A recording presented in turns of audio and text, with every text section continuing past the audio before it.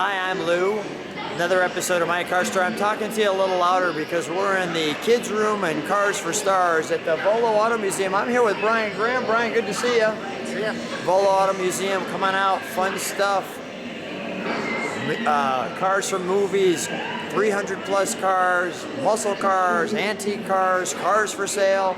Come on out, you'll have a great time. Volo, Illinois. You can see the information in the text. But here's a car that has a little interesting story. When I said, Brian, let's go in room number 4, which car has a story, he picked this car. So let's hear that story. Brian, what do we have here today? Well, this is one of our cars that were owned by the rich and famous, and it used to belong to Zsa Zsa Gabor.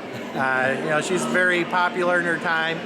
She always said that she wasn't a good housekeeper, but every time she got divorced, she got the house. So she, argued that point. So a very funny lady, and this car is no exception. Back in 1989, she was pulled over in this car for expired tags and an open bottle of alcohol. Beverly Hills cop, was trying to handle the situation, and Zsa Zsa, didn't like, getting pulled over because she's Zsa Zsa and she should just be let go. So she ended up slapping the cop. Very popular story.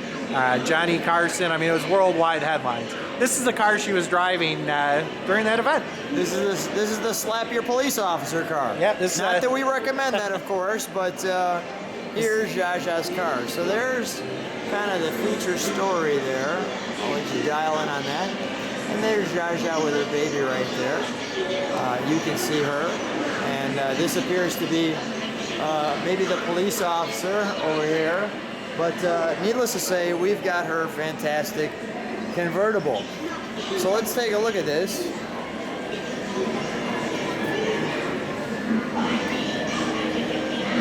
Nice looking car, no doubt about that.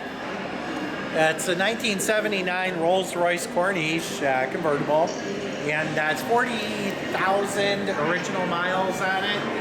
And it was a one-owner car. Zsa Zsa actually owned this car for most of its life. It's still titled in her name, and it's still got the California license plates that were registered to her on the car. So let's take a look at those California plates. It didn't have that on it, obviously. That was added. That was a little Volo, but there's Zsa Zsa. Personalized ZZG. That is great. Can we pop the hood on this? Let's take a look at the interior too. I get the feeling Zsa Zsa kind of rode in style. Let's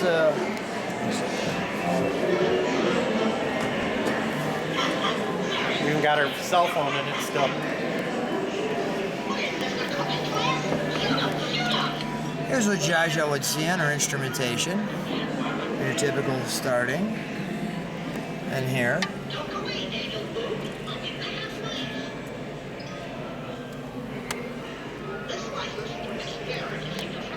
That's pretty complete.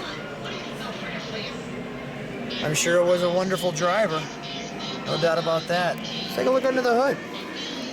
Here's the manufacturing details. Right there. We're obviously indoors, so we're not going to be starting this car because we have other patrons here at the museum. But usually you don't get to open the hoods and kind of take a walk inside them like we are right here. There's a lot going on under here. This is why you'd need an official Rolls-Royce mechanic. You see how the hood pops up on this one? Like so. I get the feeling Zsa Zsa herself has never seen under this hood. I'm just guessing. Maybe I'm wrong. But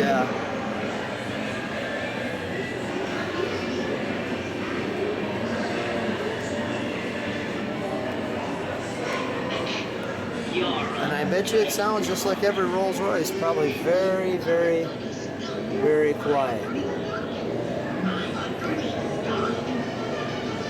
Very comfortable riding.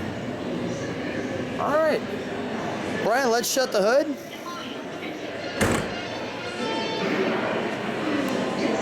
Brian, always a fun time at Volo Auto Museum. Interesting stories. Thanks for sharing this one with us. No problem. Thanks for coming out.